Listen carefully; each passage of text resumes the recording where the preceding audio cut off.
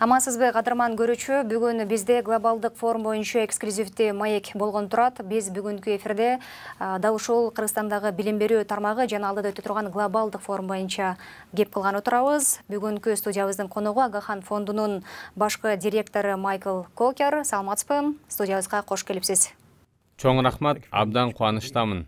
Үстүбүздөгү жылдын 11-13 июнь күндөрү билим берүү тармагында глобалдык форум өткөн турат. Дал ушул глобалдык форум боюнча алгач кененирээк маалымат бере кетсеңиз.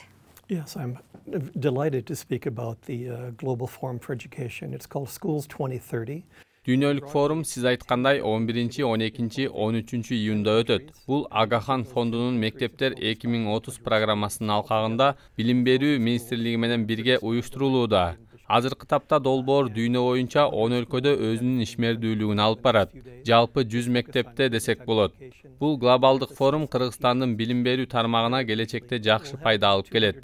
Негизи форумга 150дөн ашык делегат катышат. Ал жерден окуучулар, мугалимдер чогуу биргелешип жаратмандык жана инновациялык жолдорун колдонуу аркылуу билим берүүнүн сапатын жогорулатууга өзүнүн салымын кошот. Мындай форумдар келечекте билим берүүгө чоң салым болмокчу.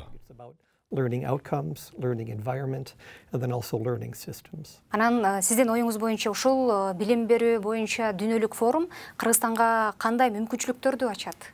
Well, I think very significant advantages. To begin, the theme of this year's Форумда эң негизги маселе климаттын өзгөрүшү талкууланат. Анда мугалимдердин лидерлиги, климаттын өзгөрүшү боюнча туруктуу маселелер көтөрүлөт. Негизи сиз белгилегендей, Кыргыз Республикасынын президентинин улуттук жашыл мурас өнөктүгү жүрүп жатпайбы?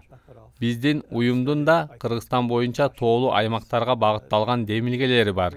Алардын арасында азыр эле айтып өткөндөй, жашыл мурас өнөктүгүнүн алкагында экосистеманы коргоо багытында көптөгөн иштерди алып барабыз. Дүйнөлүк форумдун алкагында да бул маселе боюнча талкуу болот. Негизи эле Агахан фонду ошол Кыргызстандагы билим берүү тармагы боюнча Кыргыз өкмөтү деги эле ушул Кыргызстандагы коомчулук менен бирге кызматташууда кандай мүмкүнчүлүктөрдү ачып берет? Well, as you know, 2024, I think, is the 100-year anniversary. Негизи бул форумдун дагы бир фокусу Кыргыз Республикасынын билим берүү жана илим министрлигинин 100 жылдык мааракесине арналат. Ошондой эле Кыргызстанда азыркы президенттин салымы менен билим берүү тармагы өнүгүү жолунда. Айтсак, эрте курактагы балдарды өнүктүрүү тармагына жакшы көңүл бурулууда. Билесиздер, мурда бала бакчага барган балдар 26% гана болсо, азыр 40%га чейин жетүү аракеттери көрүлүп жатат. Буга биздин уюм да өзүнүн салымын кошууда. Алар инклюзивдүү билим берүүгө көңүл буруп, окуу сапатын жакшыртуу үчүн билим берүүнүн ар түрдүү методун колдонууга колдоо көргөзөбүз. Азыркы тапта ушул климаттын өзгөрүшү боюнча абдан маанилүү маселелерден бири болуп турат. Дал ушул маселе мына форумда дагы көтөрүлөт экен, глобалдык форумда. Негизи эле ушул климаттын өзгөрүшү боюнча маалыматты студенттерге натыйжалуу жеткирүү үчүн билим берүү тармагынын ролу, мааниси кандай? Thank you. It's a very important question. Well, to begin, the teachers need the tools to understand.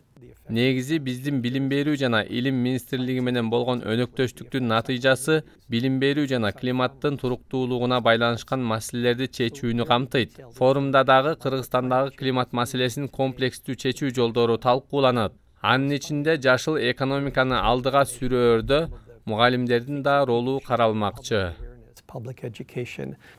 Алдыда климаттын өзгөрүшү боюнча балдардын жаш курагынан тарта ушул бала бакчадан тарта маалыматтарды берип баштадык деп атасыздар. Мына биз буга чейин деле угуп билип жүрөбүз, ушу жайлоодогу бала бакча жөнүндө долбоор. Ушул долбоордун жыйынтыгы кандай болуп атат? To begin, it's very important to begin early with education generally. Абдан жакшы суроо болду. Негизи маалыматты жеткизүүдө мугалимдердин ролу чоң. Ошол себептен биз ушундай форум өткөзүп, мугалимдердин ушундай маалыматтарды жайылтууда керек болгон аспаптарды камсыздап берүүдөбүз. Себеби мугалимдер бул маалыматты алгач окуучуларга жеткирип, андан соң коомчулукка жеткирет. Ошол эле ресурстук жагынан дагы, маалыматтык жагынан дагы мугалимдерге көмөктөшкөнгө аракет кылабыз. Дагы кошумчалай кетчү жагдай климаттын өзгөрүшү боюнча балдардын эрте курактан тартып биле баштаганы маанилүү. Эң башкы этабы 5 жаштан баштап жайлоодогу бала бакчаларды уюштуруу аркылуу балдарга климаттын өзгөрүшү тууралуу маалыматтарды жөнөкөйлөштүрүп, түшүндүрүп келебиз. Ал эми башталгыч класстарда 10 жашта жана 15 жашта үйрөтөбүз. Ар бир баскычта өзүнө жараша методология болот. Бул аркылуу биз жаштарды кийин жогорку окуу жайда окуганга чейин климаттын өзгөрүшү боюнча маалымат менен камсыздап берүүбүз зарыл. Негизинен Агахан фонду 2003 жылдан баштап ишмердүүлүгүн улантып келет. Фонд Кыргыз Республикасы менен кызматташуу боюнча меморандумга кол койгон. Ошол жылдан бери Кыргызстандын 7 облусунда активдүү ишмердүүлүгүн жүргүзүүдө. Campaign has a number of different dimensions to it. Ушул Агахан фондунун ушу Кыргызстандагы билим берүү тармагы боюнча сурагым келип турат. Негизи эле бул фонд Кыргызстандын ичинде кандай программаларды жана демилгелерди ишке ашырган жана азыркы убакка чейин алардын жыйынтыктары, натыйжалары кандай болду? I would focus on schools 2030. Again, we're in 100 schools. Сиз туура айттыңыз.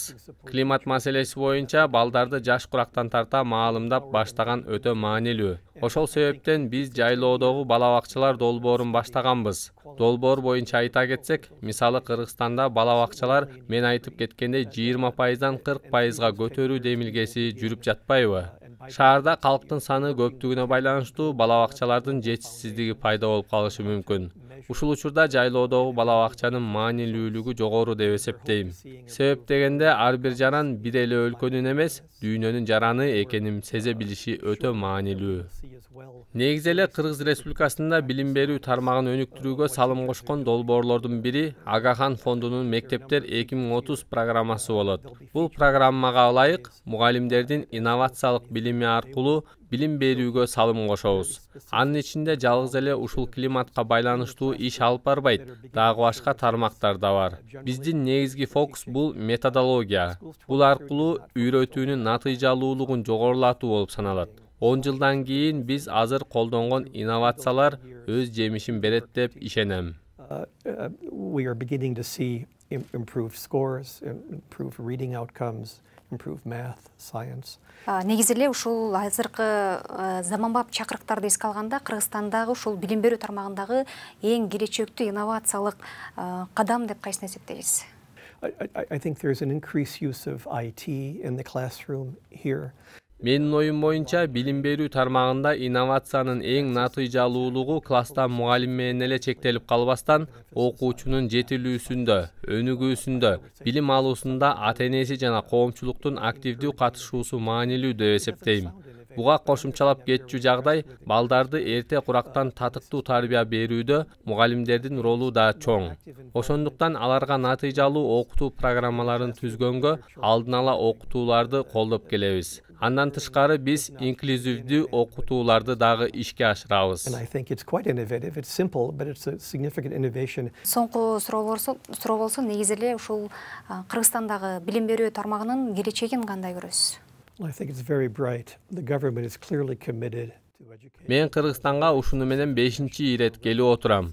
Менин баамдоом боюнча Кыргыз Республикасы мамлекеттик деңгээлде билим берүүгө абдан чоң көңүл буруп жатат. Мамлекеттин өнүктүрүү стратегиялары бар. Анын ичинде билим берүү тармагын өнүктүрүү эң приоритеттүү тармактардын бири.